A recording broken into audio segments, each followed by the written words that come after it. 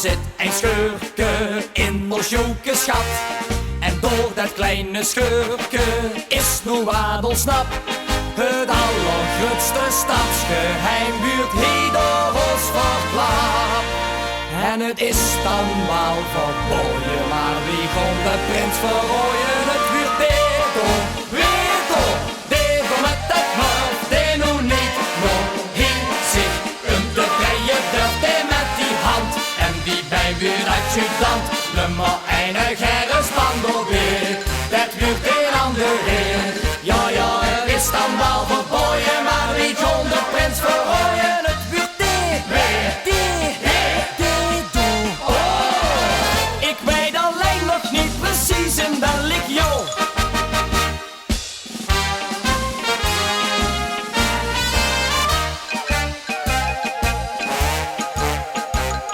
Zoek hem gisteren sjouwen richting fotograaf.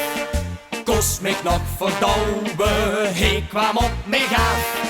Ik merkte dat de ga niks in de gaten had. In hem schreef ik, die wuurste prins is goed, toen wist ik zat. En het is dan wel verboden, maar wie kon de prins verrooien? Het wordt Dedo met dat hoofd, die nog niet nog hier zich te breien durft, die met die hand. En die bij muur adjudant, nummer 1 Gerritsman door weer. Dat huurt een ander heer. Ja, het is dan wel verboden, maar wie kon de prins verrooien? Het buurt Dedo. Ik weet alleen nog niet precies in welk jaar.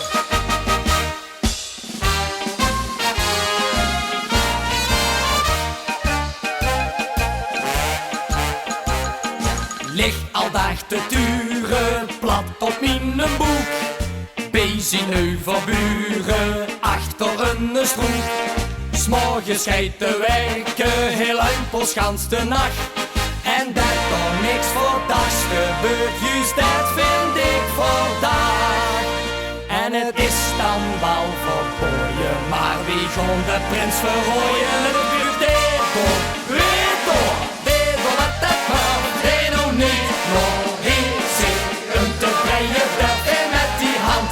En die bij muur adjudant, nummer 1 Gerritsman door weer. Dat huurt een ander heer. Ja, het is dan wel verboden, maar wie kon de prins verrooien? Het buurt Dedo.